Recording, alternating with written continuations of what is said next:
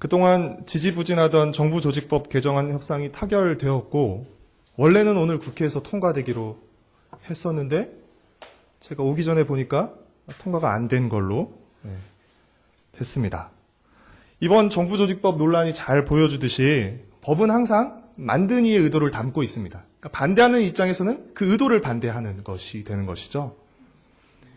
하나님이 이스라엘에게 주신 법, 율법도 마찬가지입니다. 따라서 우리가 율법을 읽을 때는, 율법과 관련한 내용을 읽을 때는 단순히 율법의 작구나 율법의 조항만 읽어 내려가는 것이 아니라 그 율법에 담긴 정신과 취지, 즉 하나님의 의도를 읽을 수 있어야 합니다. 율법에는 하나님이 만들기 원하시는 나라의 모습과 정신이 담겨져 있기 때문입니다. 하나님이 만들기 원하시는 나라의 모습은 무엇입니까? 하나님 나라의 정신인 공평과 정의, 사랑과 정의가 가득한 나라입니다. 아모스 5장 24절의 표현을 빌리자면 정의가 물같이 공의가 강같이 흐르는 나라입니다. 미가서 6장 8절의 표현을 빌리자면 오직 정의를 행하여 인자를 사랑하며 겸손히 하나님과 함께 행하는 나라입니다.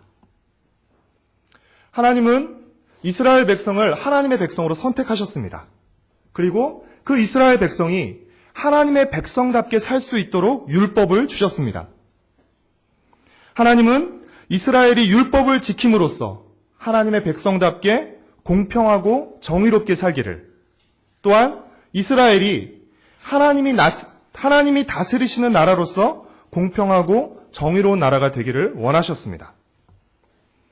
우린 지난주 수요예배 시간에 하나님의 대리인으로서 공평과 정의를 추구하고 실행해야 할 책임을 가진 이스라엘의 네 영역의 지도자들에 대해서 함께 살펴보았습니다. 그들이 누구였죠? 첫 번째가 재판장, 두 번째가 왕, 세 번째가 제사장, 네 번째가 선지자였습니다. 공평하고 정의로운 사회를 만드는 데 있어서 이들 지도자의 책임은 막중했습니다. 재판장은 공의로 재판을 해야 했습니다. 왕은 솔선해서 말씀에 순종해야 했습니다. 제사장은 항상 하나님 앞에 바로 서 있어야 했습니다. 선지자는 하나님의 말씀만을 올바로 전달해야 했습니다. 그러나 이들 지도자만으로는 결코 공평하고 정의로운 나라를 만들 수가 없습니다.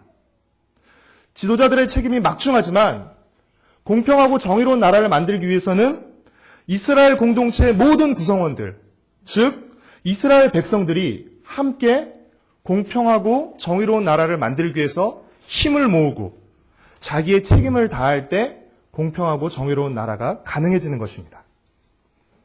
오늘 우리가 함께 읽은 19장은 공평하고 정의로운 나라를 만들기 위해 이스라엘 공동체가, 모든 이스라엘 백성이 함께 져야 할 책임에 대해서 다루고 있습니다.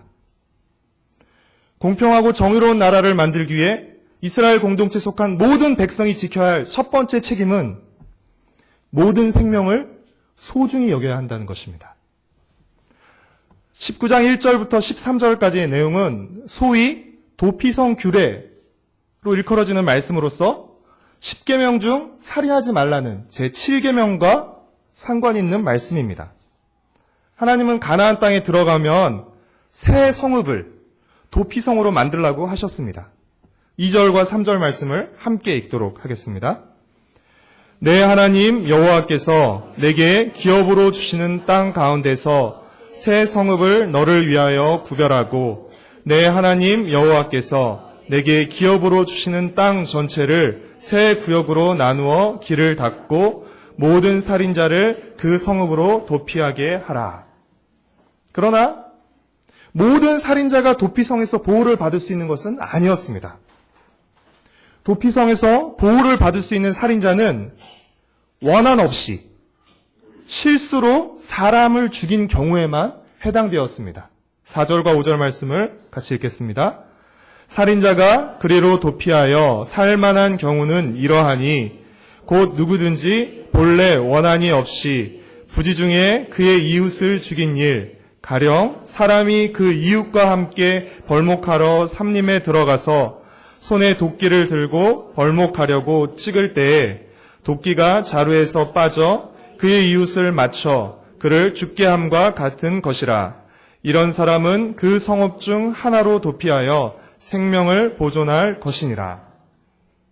실수로 사람을 죽인 경우에는 도피성에 들어가서 생명을 보호받을 수 있었지만 실수가 아닌 원한이나 고의로 살인한 자의 경우에는 도피성에서 보호를 받을 수 없었습니다. 11절과 12절 말씀을 같이 읽겠습니다. 그러나 만일 어떤 사람이 그의 이웃을 미워하여 엎드려 그를 기다리다가 일어나 상처를 입혀 죽게 하고 이 한 성읍으로 도피하면 그 본 성읍 장로들이 사람을 보내어 그를 거기서 잡아다가 보복자의 손에 넘겨 죽이게 할 것이니라. 아멘. 생명을 주신 분도 하나님이시고 땅을 주신 분도 하나님이십니다. 따라서 이스라엘은 하나님이 주신 땅에서 무죄한 자의 피를 흘리게 해서는 안 되는 것입니다.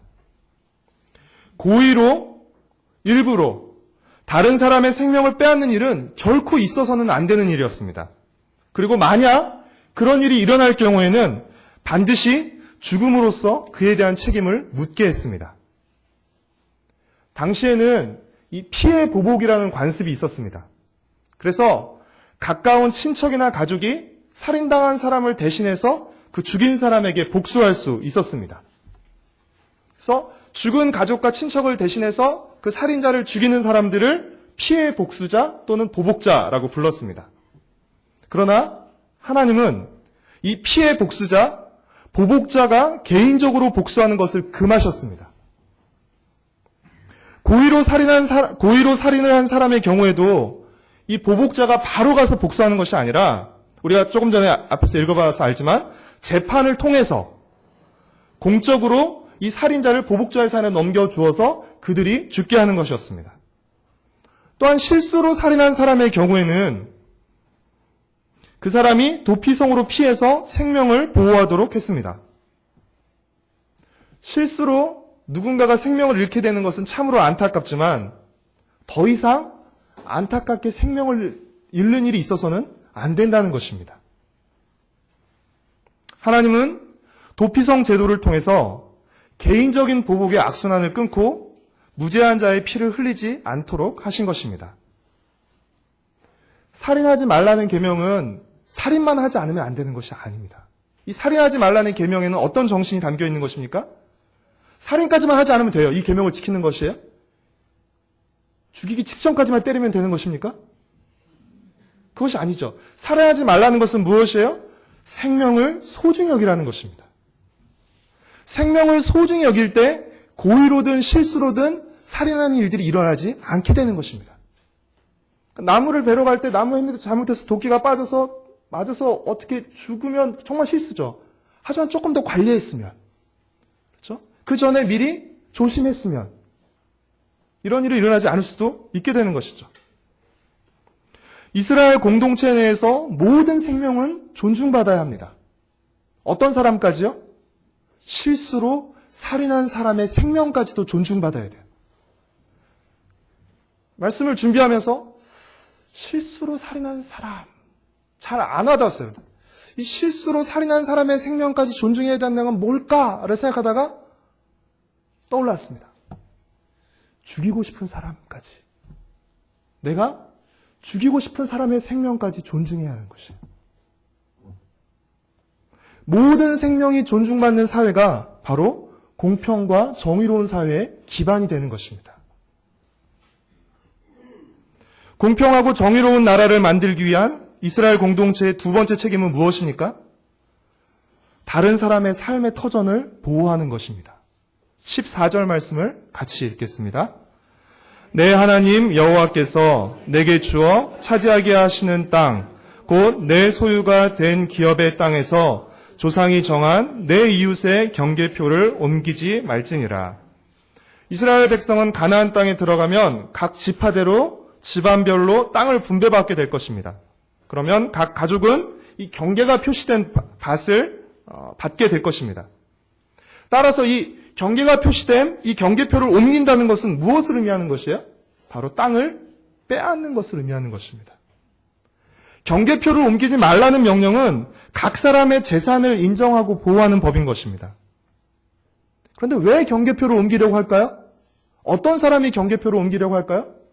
땅을 더 차지하고 싶어하는 사람이, 땅을 더 갖고 싶어하는 사람이 경계표를 옮겨서 그렇죠? 땅을 더 취하려고 하는 것입니다. 그러나 땅은 누가 주신 선물입니까? 하나님이 주신 선물이죠. 이 땅은 하나님이 주신 선물이기에 이 경계표를 옮겨서 땅을 빼앗는 행위는 단순히 부동산 투기의 문제가 아니라 이것은 하나님이 주신 선물을 빼앗는 행위가 되는 것입니다. 중대한 범죄가 되는 것이에요. 경계표를 옮기는 이 행위는 그래서 10계명 중 도적질하지 말라는 제8계명을 어기는 죄가 되는 것입니다. 경계표를 옮기지 못하도록 한 것은 힘 있는 자들이 함부로 이 힘없는 자들의 땅을 빼앗지 못하도록 한 것입니다. 왜냐하면 고대 사회에서 땅은 아주 중요한 생계수단이었습니다. 만약 힘있고 돈 있는 자들이 자신이 가진 힘과 돈을 앞세워서 이 약하고 가난한 사람들의 땅을 빼앗으면 어떤 일이 일어나게 되죠? 이 약한 자는 더 큰 빈곤과 가난에 내몰리게 됩니다. 그리고 극단적인 경우에는 죽음에까지 내몰리게 되는 것입니다. 실제 이스라엘 역사 속에서도 이런 일이 일어났어요. 열왕기상 21장을 보면 이 아합 왕이 나봇이라는 사람이 가진 포도원을 너무 갖고 싶었던 것이에요. 그래서 어떻게 합니까? 나봇을 죽입니다. 우리 생각에는 아니 왕이 돈 더 주고 판다고 그러면 팔지. 그렇죠? 지금 생각으로 보면 뭐 웃돈 얹어서 팔면 나봇도 좋고 왕도 좋건데 그런 개념이 아닌 것이죠. 이 땅은 누가 주신 것이에요? 하나님이 주신 것이고 하나님이 주신 것이기에 잘 지키고 관리할 책임이 있는 것이에요. 아무리 내가 왕이라고 해도 하나님이 그 사람에게 주신 선물을 내 마음대로 빼앗을 수 없는 것이죠. 아합이 나봇을 죽이고 그 포도원을 빼앗는 일이 일어나게 되는 것이죠.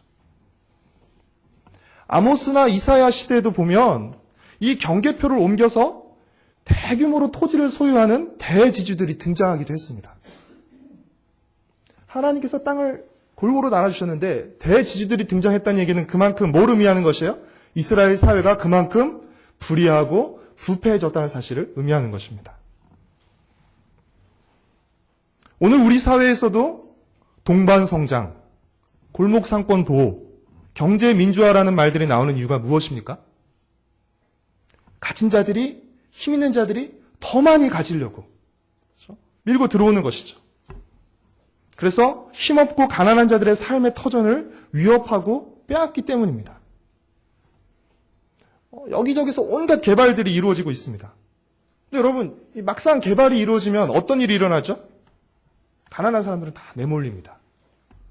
가진 사람들은 그 개발을 통해서 더 큰 이익을 보지만 없는 사람들은 더 손해보고 결국 외곽으로 점점 밀려나게 되는 것입니다. 어떤 사회가 공평하고 정의로운 사회예요? 힘없고 가난한 사람들을 보호하고 그들이 안전하게 살 수 있는 사회. 그 사회가 바로 공평하고 정의로운 사회입니다. 공평하고 정의로운 사회를 만들기 위한 이스라엘 공동체의 세 번째 책임은 거짓 증언하지 말라는 것입니다. 18절과 19절 말씀을 함께 읽겠습니다. 재판장은 자세히 조사하여 그 증인이 거짓 증거하여 그 형제를 거짓으로 모함한 것이 판명되면 그가 그의 형제에게 행하려고 꾀한 그대로 그에게 행하여 너희 중에서 악을 제하라. 이는 10계명 중 거짓 증거하지 말라는 제9계명과 관련된 내용입니다. 거짓 증언은 재판의 결과를 불공정하게 만들어냅니다.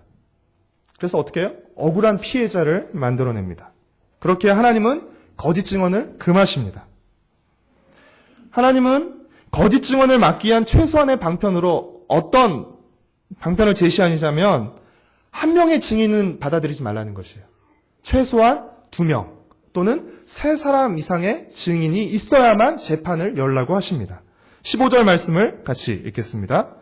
사람의 모든 악에 관하여 또한 모든 죄에 관하여는 한 증인으로만 정할 것이 아니요 2 증인의 입으로나 또는 3 증인의 입으로 그 사건을 확정할 것이며 한 사람의 말만 듣고 결정하지 말고 그렇죠? 2명, 적어도 3명 이상의 증인들을 통해서 그렇죠? 정확히 사태를 판단해야 되는 것이죠. 모든 재판은 결국 하나님 앞에서 이루어지는 것입니다. 따라서 증인은 진실하게 증언해야 하는 것이고, 왜냐하면 하나님 앞에서 증언하는 것이기 때문에, 그리고 재판장은 자세히 조사해서 공정하게 재판해야 하는 것입니다. 우리는 언제 거짓을 말하게 되죠? 우리 안에 미움이 있거나 욕심이 있을 때입니다. 사람들이 거짓을 말하고 사회에 거짓이 만행할 때 어떤 일들이 일어납니까? 서로 속고 속이며 물고 뜯는 일들이 일어나게 됩니다. 진실이 무너진 사회는 매우 위험하고 불안한 사회입니다. 살인하지 말라는 계명이 살인하지 않는 것으로 끝나는 것이 아니라 생명을 소중히 여기는 것으로 나아가는 것처럼, 거짓 증언하지 말라는 이 계명도 거짓말하지 않는 것으로, 내가 거짓 증언하지 않는 것으로 끝나는 것이 아니라 한 걸음 더 나가서 어떻게 해야 되는 것이에요? 진실을 말해야 하는 것입니다. 진실을 말해야 하는데 진실을 말하지 않으면 그것은 또 다른 차원의 거짓 증언이 되는 것입니다. 우리는 마태복음 5장 37절의 예수님의 말씀처럼 옳은 것은 옳다, 아닌 것은 아니다라고 말할 수 있어야 합니다. 글쎄요, 이렇게 여지를 두죠.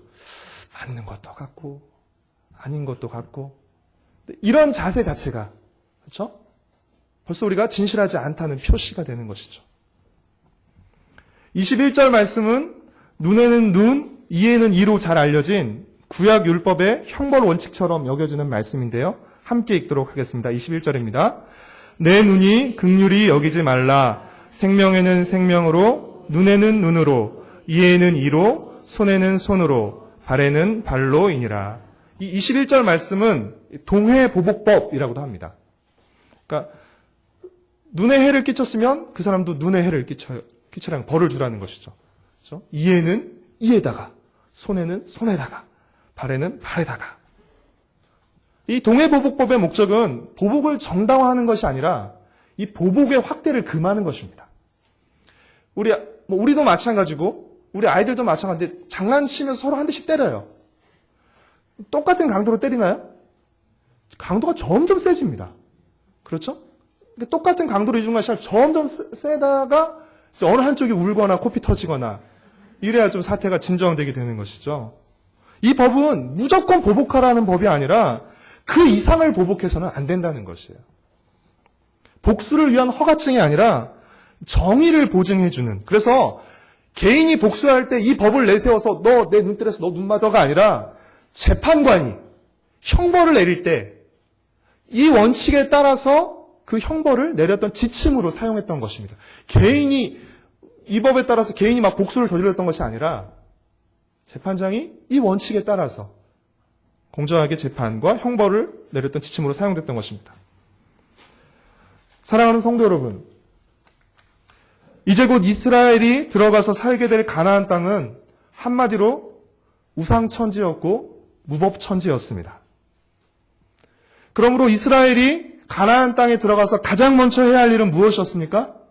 우상을 제거하는 일이었습니다. 이스라엘 백성이 가나안 땅에 들어가서 해야 할 가장 중요한 일은 하나님의 법, 율법을 지키며 사는 것이었습니다. 즉 이스라엘은 하나님을 섬기며 하나님이 주신 법, 율법을 지키며 살아야 했으며, 이를 통해서 하나님의 통치와 영광을 온 열방에, 세상에 드러내야 했던 것입니다.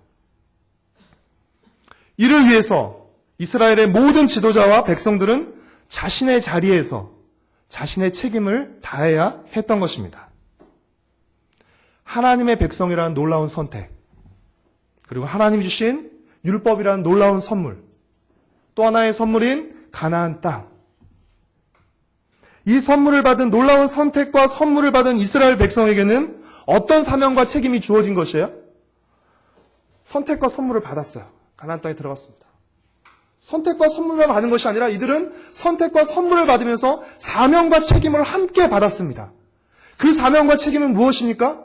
우상천지와 무법천지인 가나안을 하나님 나라와 율법 천지로 바꾸는 사명과 책임을 가진 것이에요. 하나님이 자기 백성으로 선택하신 이스라엘 백성을 그 땅에 들어가게 하고 하나님의 나라를 세움으로써 그 땅에서 하나님을 섬기며 하나님의 나라를 세우고 하나님의 말씀 가운데 다스림을 받는 그 나라를 하나님께서는 세우시길 원하셨던 것입니다. 사랑하는 성도 여러분, 이스라엘 백성이 받았던 그 사명과 책임이 오늘 하나님의 백성으로 부름받은 우리에게, 오늘 성도로 부름받은 우리에게도 주어져 있다는 사실 명심하시길 바랍니다. 우리의 신앙은 어떻게 시작하죠? 예수님을 나의 구주, 나의 왕으로 고백하는 것으로부터 시작합니다. 우리의 신앙은 개인적인 차원으로부터 시작됩니다. 그러나 우리의 신앙은 결코 개인적인 차원에서 끝나지 않습니다. 개인적인 차원에서 시작하지만 결코 개인적인 차원으로 끝날 수 없는 것입니다.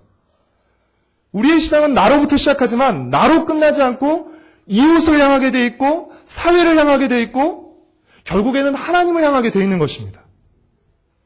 그러므로 우리는 사회의 일원으로서 하나님 나라의 백성으로서 우리 사회에 대한 책임의식을 누구보다 더 강하게 가져야 하는 것입니다. 오늘 우리 사회는 어떤 모습입니까? 살맛 나는 사회입니까? 살벌한 사회입니까? 오늘 우리 사회는 하나님께서 기뻐하시는 사회입니까? 하나님께서 가증스럽게 여기시는 사회입니까? 우리는 얼마나 이 땅 가운데서, 이 사회 가운데서 책임 있는 하나님의 백성으로 살아가고 있습니까? 예배만 열심히 참석하고 개인적인 신앙생활 열심히 하고 사회는 아무것도 신경 안 써도 되는 것입니까? 우리는 우리 사회가 생명을 존중하는 사회가 되도록 기도하고 행동해야 합니다. 생명을 경시하는, 생명을 소홀히 여기는 그 모든 문화에 대해서 우리는 안 된다라고 강력히 반대하고 우리 자녀들에게 다른 이들의 생명을 소중히 여기도록 가르쳐야 합니다. 우리는 우리 사회가 힘없고 가난한 이들의 삶의 터전을 보호하도록 기도하고 행동해야 합니다.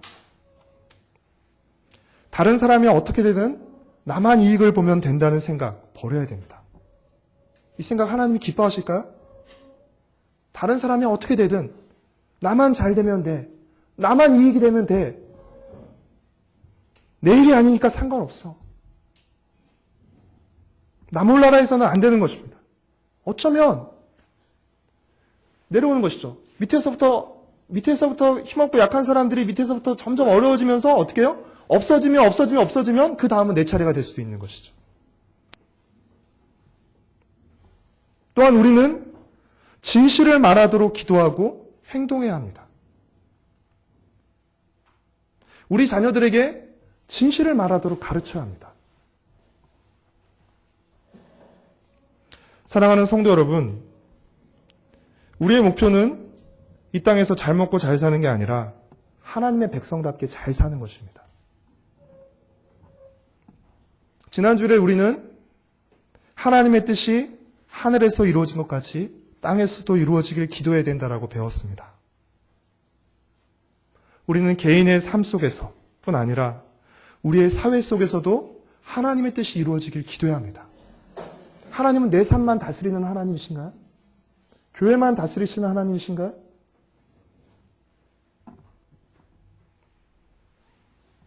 사회 속에서 하나님의 뜻을 이룬다는 것은 하나님이 만들고 싶어하는 사회를 만드는데 우리가 함께 힘을 보태는 것을 의미하는 것입니다.